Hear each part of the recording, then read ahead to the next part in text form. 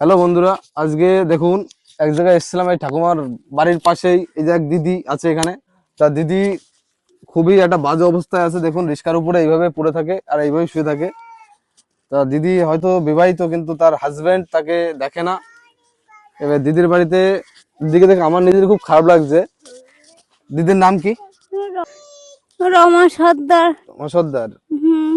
বিয়ে হয়েছিল কোথায় আপনার? পেপুরবেড়িয়া। পেপুলবেড়িয়া, মানে গাজনা পেপুলবেড়িয়া। হুম। তা স্বামী কি আপনাকে দেখে না?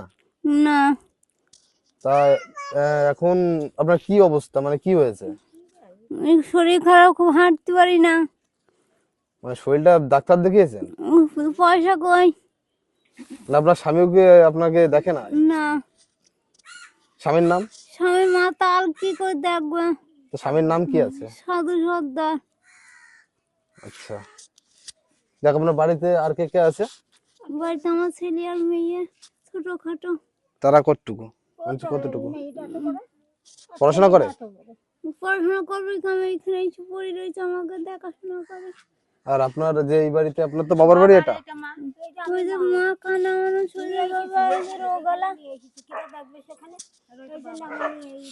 আচ্ছা, আপনার বাবা মা আর আপনি আর আপনার দু ছেলে মেয়ে। আর আপনাদের ছেলে ছেলে নেই?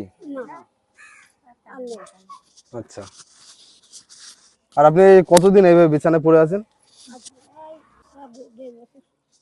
তাহলে 1.5 বছর আপনি এখানেই পড়ে আছেন, মানে এই বাড়িতেই? কি সমস্যা কি হয়েছে? যাক দিদি একটু থাকেন, আপনি বলেন যে আপনার মেয়ের কি সমস্যা হয়েছে। মেয়ের কি সমস্যা? বুড়ি বুড়ি বলবে কেন? আপনি তো মা, আপনি তো বলতে পারেন। বাবা, আমিও পাগলের মতো। আমিও বাবা। তা আপনারা কি বলতে পারবেন কেউ? সাদা সিরাপ করে, সাদা ঘরে, আর খেতে পায় না, পেটে যন্ত্রণা, খায় না। মানে কিছু মানে খাওয়ার ইচ্ছা হয় না? এই দেবেন হাত করে খাবে, ওই চালগুলো ফেলে দেবে, সে দেয় না। বন্ধুরা, এই যে যে দিদিটা এখানে এইভাবেই রিস্কায় শুয়ে থাকে আর ঘরে যায়, ঘরে নিয়ে যান তো। ও যাই হোক, নাকি খুব কষ্টকর হিসাবে নিতে হয়। যাই হোক, যদি ভিডিওটা ভালো লাগে তো লাইক কমেন্ট শেয়ার করো। আর এখান থেকে যে আর্নিং হবে, সেই আর্নিং এর আমার পুরো টাকাটাই এই দিদির হাতে তুলে দেবো। আর এই যে দিদির যে অ্যাকাউন্ট নাম্বার আছে, অ্যাকাউন্ট নাম্বার আমি আমার দিয়ে দেবো ভিডিওতে মাঝখানে। যাক, এটুকুই বলবো, যত পারো শেয়ার করো, যাতে এইভাবে মানুষের সুস্থ হতে পারে। এটুকু বলবো। যাক, যে যা পারবো এই দিদিটার জন্য একটু সাহায্য করার চেষ্টা করো, এটুকুই বলবো।